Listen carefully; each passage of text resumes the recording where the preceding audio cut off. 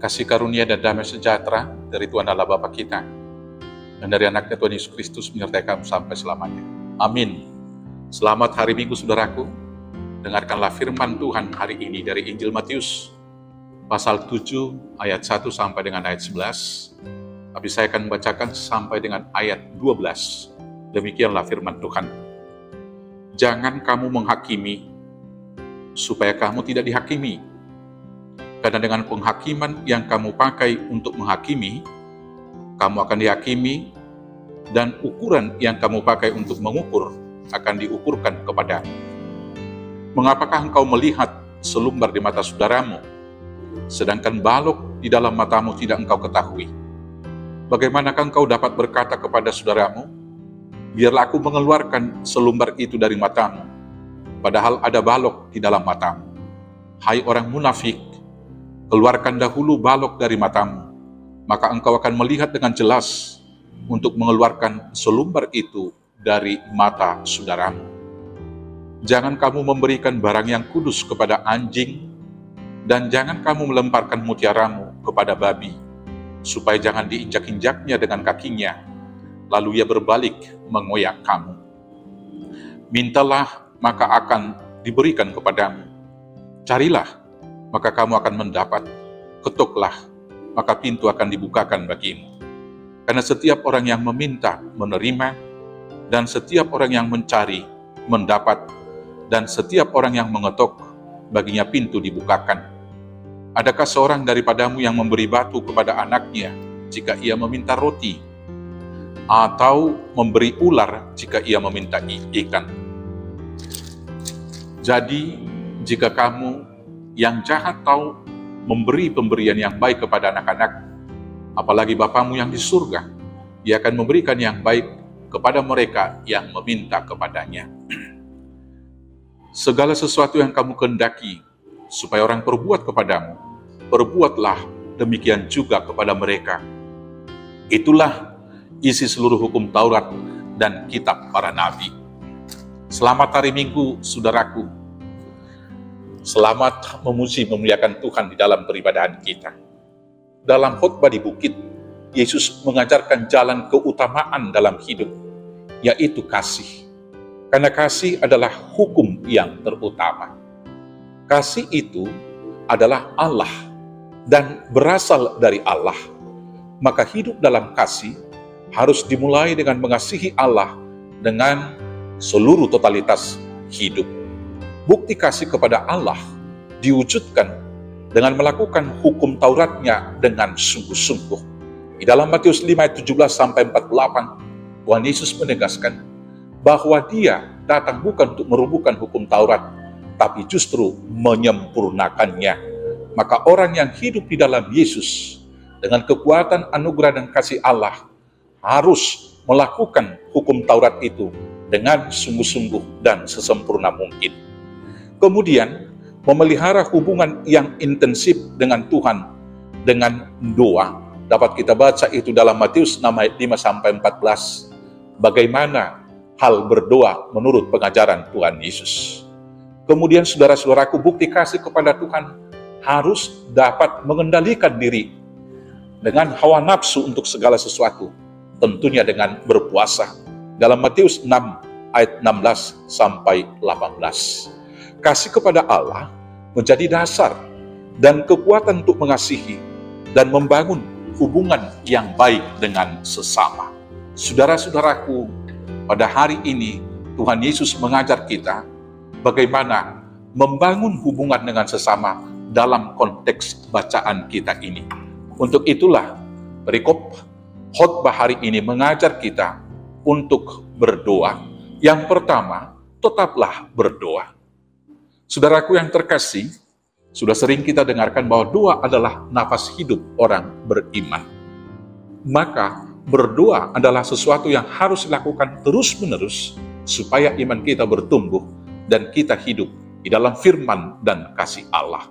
Di dalam berdoa, Tuhan Yesus mengajar kita dari Matius 6, yang pertama harus diingat dan juga harus dipahami bahwa doa itu bukan festival rohani. Di dalam Matius 6 ayat 5, Tuhan Yesus mengatakan, janganlah berdoa di persimpangan-persimpangan.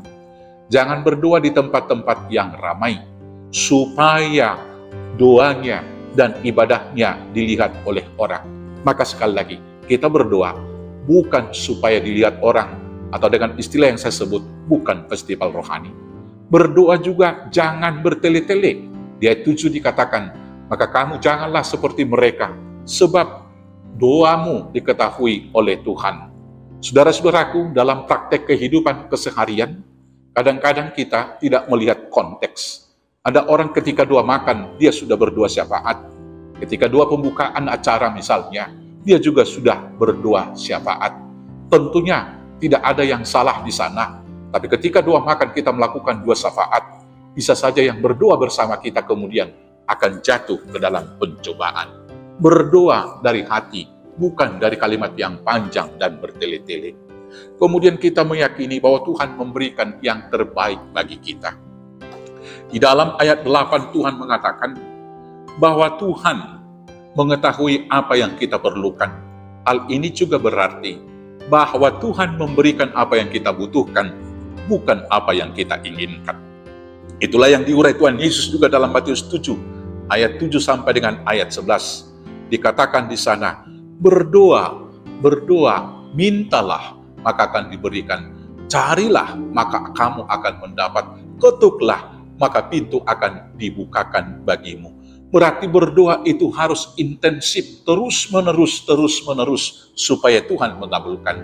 Dan pengabulan doa itu, Tuhan tahu apa yang terbaik untuk kita. Tuhan tidak akan mungkin memberikan batu kepada kita ketika kita meminta roti. Dan Tuhan tidak akan memberikan ular bagi kita ketika kita meminta ikan. Sedangkan manusia yang jahat mau memberikan yang terbaik kepada anak-anaknya, apalagi Tuhan kita, dipastikan akan memberikan yang terbaik. Tetapi sekali lagi, bukan semua apa yang kita inginkan, tapi apa yang Tuhan tahu yang terbaik bagi kita. Berangkat dari sana Tuhan mengajar kita untuk menjalin hubungan yang baik dengan sesama, yaitu pertama sekali dimulai dengan bijaklah berkomunikasi. Tuhan Yesus mengatakan di sini bahwa jangan engkau memberikan barang yang kudus kepada anjing, dan jangan kamu melemparkan mutiaramu kepada babi, supaya jangan diinjak-injaknya dengan kakinya, lalu ia berbalik mengoyak kamu. Saudaraku yang terkasih dalam Yesus Kristus, hal ini berarti bagi kita, dapat kita mengerti, supaya kita jangan memberitakan Injil kepada orang yang sejak awal sudah menolak berita Injil itu. Kalau kita ngotot memberitakan Injil kepada mereka, maka mereka akan menginjak-injak berita Injil itu, bahkan berbalik juga mencabik-cabik kita. Dan itu akan dipakai sebagai bahan ejekan dan bahan olok-olok bagi mereka. Kita memberitakan Injil kepada mereka yang belum mengerti kebenaran, dan biarlah Roh Kudus yang bekerja untuk memenangkan hati mereka, sehingga mereka juga ikut menyembah Allah di dalam kekudusannya. Demikian dalam hal hidup praktik, dalam hal praktis di dalam kehidupan kita. Jangan menasehati orang mabuk. Ketika kita memberitakan Injil misalnya, menasehati orang mabuk, bukankah kita akan ditertawakan, kita akan diejek, bahkan mungkin kita akan diserang oleh dia, karena dia tidak mau membuka hati dan mengerti. Demikian juga mungkin kepada orang yang gila dan lain sebagainya. Saudara-saudaraku yang terkasih, kemudian di ayat 1 dalam Matius 7 ini dikatakan, janganlah menghakimi. Saudara-saudaraku, dalam kehidupan keseharian, kecenderungan kita adalah lebih cenderung melihat kelemahan, kekurangan, dan kesalahan saudara-saudara kita. Tetapi kita sering sekali lupa untuk melakukan evaluasi, mengoreksi diri kita, melihat kelemahan, melihat kekurangan, dan melihat kesalahan-kesalahan sendiri. Apabila ada kekurangan, kita cenderung menutupinya, dan kita gampang memaafkan diri. Tetapi kesalahan saudara kita yang lain, kita sering sekali malah membesar-besarkannya. Ketika kita melakukan sesuatu kesalahan, kita mengatakan, mohon maaf, hanya seperti itu saja. Saudaraku yang terkasih, maka yang pertama sebelum kita menghakimi, kita harus pertama sekali mengoreksi diri sendiri, melakukan evaluasi, dan melakukan perbuatan-perbuatan, mencabut selumbar yang ada di mata kita. Yang kemudian saudara-saudaraku yang terkasih dalam Yesus Kristus, jangan seorang pun di antara kita merasa lebih kudus daripada orang lain. Tuhan Yesus mengatakan, bila kekudusanmu tidak melebihi orang Taurat, ahli-ahli Taurat, maka kamu tidak akan mendapatkan apa-apa. Soal kekudusan dan soal ketaatan dalam menjalankan semua tuntutan aturan-aturan agamanya, orang-orang Farisi dan ahli-ahli Taurat lebih soleh dan lebih taat daripada kita. Maka sesungguhnya kita tidak punya kelebihan. Maka sekali lagi, di dalam menjalankan ibadah, jangan pernah kita merasa lebih kudus daripada orang lain dan mengkategorikan orang lain itu sebagai orang-orang yang berdosa. Dan yang berikut, jangan menghakimi. Saudara-saudaraku yang terkasih, kenapa jangan menghakimi? Karena apa yang kita ukurkan kepada orang akan diukurkan kepada kita. Kalau kita mengatakan kepada orang lain, bodoh amat kamu, mungkin masih lebih banyak kebodohan-kebodohan kita yang lain. Kamu orang jahat, mungkin masih ada kejahatan-kejahatan kita yang tersembunyi. Dan mungkin kita lebih jahat daripada orang lain. Jelek amat sih kamu kalau kita katakan, mungkin kita jauh lebih jelek daripada dia. Maka karena itu, jangan pernah menghakimi sesama kita. Lihatlah dia sebagai ciptaan Tuhan yang diciptakan dengan sempurna, tetapi yang tidak luput dari kelemahan dan kesalahan-kesalahan. Berangkat dari situ dan melihat kelemahan sendiri, kiranya kita boleh untuk melihat saudara kita dengan cinta kasih. Ketika dia melakukan kesalahan, ketika ada kelemahan, maka di sana kita hadir, justru menopang dan mendoakan dia, supaya dia dikuatkan dalam kelemahannya, supaya dia kemudian boleh dibenarkan dalam kesalahannya, berbalik kembali kepada Tuhan. Dasar dari semua kita untuk bertindak itu disempurnakan di dalam Matius 7 ayat 12, yang sudah saya bacakan tadi, yang berkata, segala sesuatu yang kamu kehendaki supaya orang perbuat kepadamu, perbuatlah demikian juga kepada mereka. Itulah isi seluruh hukum Taurat dan kitab para nabi. Firman ini dikatakan juga sebagai hukum emas. Dasar bertindak orang-orang percaya yang telah menerima cinta kasih daripada Allah adalah berangkat daripada apa yang kita inginkan. Tentu masing-masing kita ingin dihormati.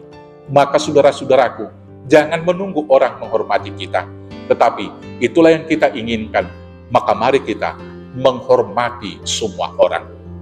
Tentu masing-masing kita ingin dikasihi, maka berdasarkan dari itu, marilah kita mengasihi semua orang tanpa memandang marga, suku, ras, agama, dan siapa dia di dalam kehidupan keseharian kita. Tentu masing-masing kita orang ingin ditolong, maka mari kita menolong saudara-saudara kita di dalam kelemahan, karena untuk itulah Tuhan menciptakan dan menugaskan kita.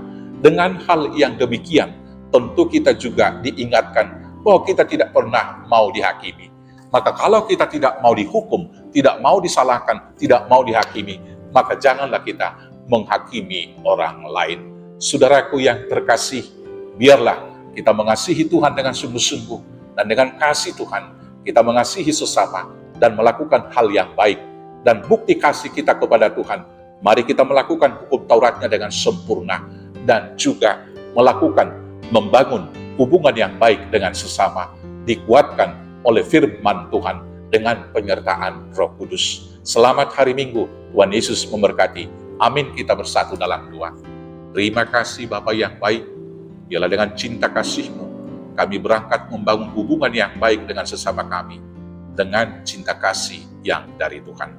Mampukan kami melakukan semuanya dengan pertolongan Roh Kudus, di dalam Yesus Kristus Tuhan Juru Selamat kami yang hidup.